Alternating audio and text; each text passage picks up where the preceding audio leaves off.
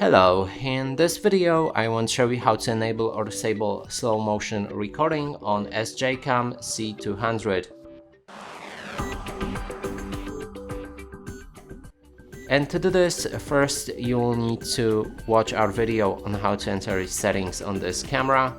Then when it's ready, you can scroll down and select the slow motion. It's slow motion, but it's hidden by the sticker right here. It's the last option in the first page. Now enter it with a power key, and then you can change the slow motion to turn it off, -2 times, -4 times, and -8 times.